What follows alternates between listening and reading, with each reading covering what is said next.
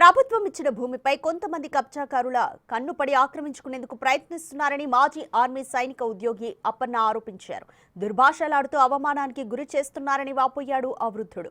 శ్రీకాకుళం జిల్లా డోకులపాడు గ్రామానికి చెందిన అప్పన్న అనే వృద్ధ మాజీ ఆర్మీ సైనికుడు రాయల్ బ్రిటిష్ ఆర్మీలో పనిచేసి 1967లో రిటైర్ అయ్యాడు. ఆనాటి భారత ప్రభుత్వం ఆయనకు 2 ఎకరాల భూమిని సాగు చేసుకునేందుకు ఇచ్చింది. సర్వే నంబర్ 21/1 గల భూమిని ఆనాటి నుండి సాగు చేసుకుంటూ జీవనం కొనసాగిస్తున్న తరుణంలో కొంతమంది కబ్జాదారుల కన్నుపడి పలు దఫాలు ఆక్రమించుకునేందుకు ప్రయత్నిస్తున్నారు. ప్రభుత్వం చొరవ తీసుకుని తన భూమిని తనకి అప్పగించాలని అప్పన్న వేడుకుంటున్నారు. అయితే మా తాతగారు బ్రిటిష్ రాయల్ ఆర్మీలో పనిచేసి రిటైర్మెంట్ తీసుకుని వచ్చారు. అదేవిధంగా నేను కూడా ఇండియన్ ఆర్మీలో 18 సంవత్సరాలు సర్వీస్ చేసి ఎక్స్ సర్వీస్ మ్యాన్గా నేను 2021లో వచ్చాను. అయితే ఇక్కడికి వచ్చిన తర్వాత అంటే తాతగారికి గవర్నమెంట్ వారు 1965లో గుల్లలపాడు గ్రామం సర్వే నెంబర్ 21/1లో 2 ఎకరాలు భూమి ఇవ్వడం జరిగింది. దానికి అన్ని రకాలుగా డాక్యుమెంట్స్, సర్టిఫికెట్స్ అన్నీ ఉన్నాయి.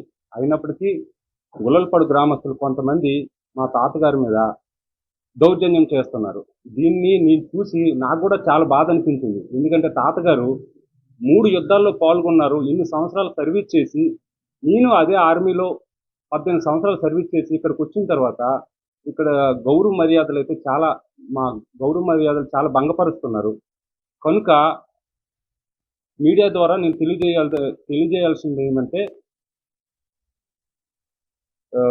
మాకు ఏవైతే ప్రాబ్లమ్స్ ఉన్నాయో ప్రభుత్వం వారు గ్రహించి దాన్ని రెవెన్యూ శాఖ వారు కానీ ప్రభుత్వం వారు కలిసి మా భూమిని మళ్ళీ మాకు సర్వే చేసి మాకు ఇప్పించవలసిందిగా మనవి. అయితే మా తాతగారి మీద దువ్వాడ వంశీకృష్ణ అనే వ్యక్తి కొన్ని ఛానల్స్లో పలు రకాలుగా అనుచిత వ్యాఖ్యలు చేస్తున్నారు. అది కరెక్ట్ కాదు. ఎందుకంటే ఇండియన్ ఆర్మీలో పనిచేసి చాలా కష్టపడి వచ్చిన వ్యక్తులను కనుక గౌరవించి మాట్లాడడం కొద్దిగా మంచిదని నా అభిప్రాయం.